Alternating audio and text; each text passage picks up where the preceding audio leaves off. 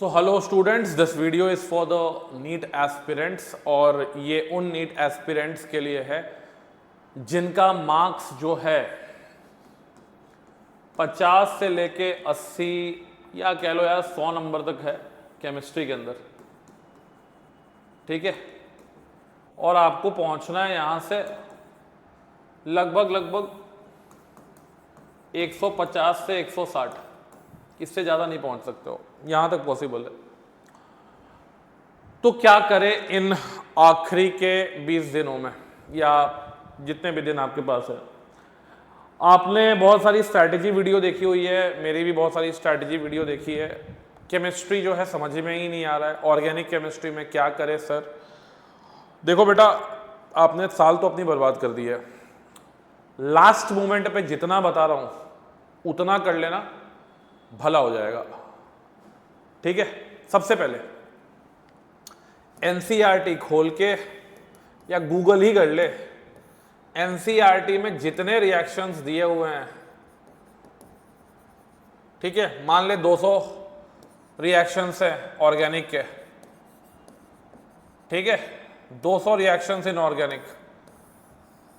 ठीक है, हिंदी समझ में आता है, रट्टा मार लो, क्योंकि यहां से तुम्हारे डायरेक्ट 8 to 9 क्वेश्चंस रहेंगे। कितने नंबर बढ़ गए तेरे? लगभग 27 मार्क्स यहां से बढ़ेंगे डायरेक्ट। जो एनसीईआरटी में वही एग्जाम में दिखेगा, जो एनसीईआरटी में नहीं है वो एग्जाम में नहीं दिखेगा। 200 रिएक्शंस इन ऑर्गेनिक, कुछ दिमाग लगाना ही नहीं है भाई। जो भाई योगा कर, कपाल भारती कर, अनुलोम विलोम कर, जो करना है कर, इस 200 रिएक्शन को लिख के प्रैक्टिस कर ले। ठीक है, ये आएगा तो ये बनेगा, ये आएगा तो ये बनेगा, जैसे भी हो करना तेरे को है। ठीक है, कहाँ हैं आप? 50, 80, 100 यहां पहुंचना है तो करना पड़ेगा। अभी आप लॉजिकल अंडरस्टैंडिंग पे मत जाइएगा। अगर लॉजिकल अंडरस्टैंडिंग पे गए बेटा, this video is not for you. फिर आप अगले साल नीट 2026 की तैयारी करिए, AIR कार्टल आपके लिए ओपन है। उसके बाद अगर हम लोग बात करते हैं, आप जीओसी में कुछ टॉपिक्स पढ़ लीजिए जहां से डायरेक्ट सवाल आएंगे। ठीक है, एक इंडक्टिव, बहुत सिंपल, दूसरा हाइपर कॉन्जुगेशन, तीसरा रेजोनेंस। ये टॉपिक आपको पढ़ने पड़ेंगे। टाइम लगता है एक दिन दो इसमें पूरा समझने के लिए, और इनके PYQ कर लो। ठीक है, इससे एक टॉपिक और आएगा एसिड बेस, मतलब इन्हीं का एप्लीकेशन वाला टॉपिक है। क्यों बोल रहा हूं जीओसी करने? जीओसी से तेरे पास 3 क्वेश्चंस रहता है, sure shot 12 number, 12 marks from GOC, इसलिए एक दिन देने के लिए बोल रहे हैं इसको। Inductive, hyper conjugation, resonance. ठीक है, एक दो टॉपिक और है, एरोमेटिक कंपाउंड्स क्या होते हैं, basic definition, anti aromatic compounds क्या होते हैं, basic definition. 2 example 3 example aromatic, 2 example 3 example anti aromatic, वही एग्जाम में आएगा। इसके बाद आपके पास फिजिकल केमिस्ट्री में एंड फिजिक्स में, दोनों की बता दे रहा हूं, फॉर्मूला याद है,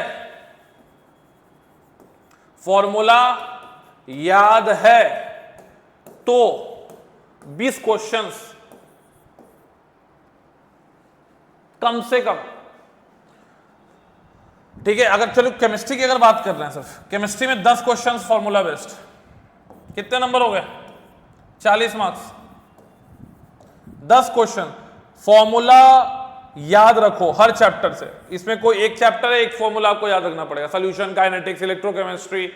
ठीक है, चैप्टर ऑलरेडी पहले से सरफेस केमिस्ट्री, सॉलिड स्टेट हटा दिया जा चुका है, तो चैप्टर बचे कितने 12th में? Electro, solution, chemical. 11th में क्या बचा? मोल कॉन्सेप्ट, एटॉमिक स्ट्रक्चर, और कुछ नहीं। 2 टॉपिक रेड फ्लैग्स है। कौन से 2 टॉपिक रेड फ्लैग्स है? एक थर्मो डायनामिक्स,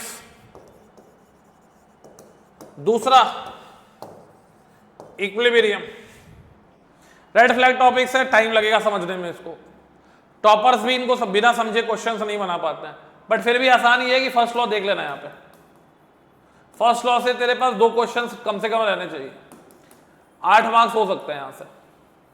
इक्विलिब्रियम में फॉर्मूला देख लेना, बफर का फॉर्मूला देख लेना, फॉर्मूला बेस्ड एनसीईआरटी के एग्जाम्पल देख लेना, वो भी हो जाएगा। बफर का देख लेना फॉर्मूला, केएसपी का फॉर्मूला, ठीक है, salt hydrolysis formula, salt hydrolysis formula देख लियो, हो जाएगा। बट रेड फ्लैग्स है, बहुत ज्यादा डीप में पढ़ने जाओगे, समझ के पढ़ने जाओगे, नहीं होगा, ठीक है। दोनों टॉपिक्स मिला के कम से कम 6 क्वेश्चंस, कितने मार्क्स हो गए? 24 मार्क्स। इनऑर्गेनिक, इनऑर्गेनिक में भैया मेरे कुछ वीडियोस यूट्यूब पे पड़े हुए हैं, वो देख ले। पी ब्लॉक में कुछ नहीं करना है, रिमेंबर ऑर्डर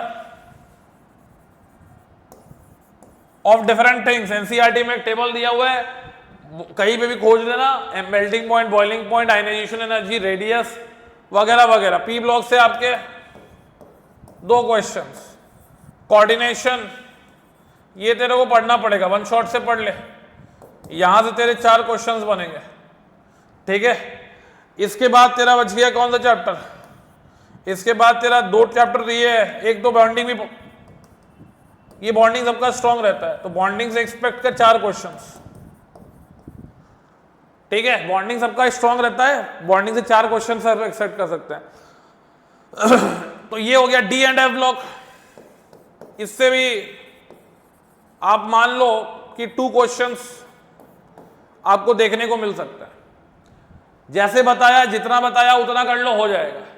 ज्यादा दिमाग लगाओगे, खासकर लोग ऑर्गेनिक में ज्यादा आप दिमाग लगा रहे हैं। बच्चे 28 दिन है और सोचेंगे कि नहीं हम आइंस्टाइन की तरह पढ़ेंगे, लॉजिकल पढ़ेंगे, रैशनल पढ़ेंगे, नहीं होगा। अगले साल 2026 की तैयारी करिए। बट आप चाहते हैं कि इसमें भी हो जाए, हो जाने का तरीका बताए, 200 रिएक्शन रट ले, वहां से 8-9 क्वेश्चन बनेंगे तेरे, ठीक है। अब सारा ही टॉपिक वीक है भैया, 10-20 नंबर आ रहा है तो निकल लीजिए यहां से, this video is not for you.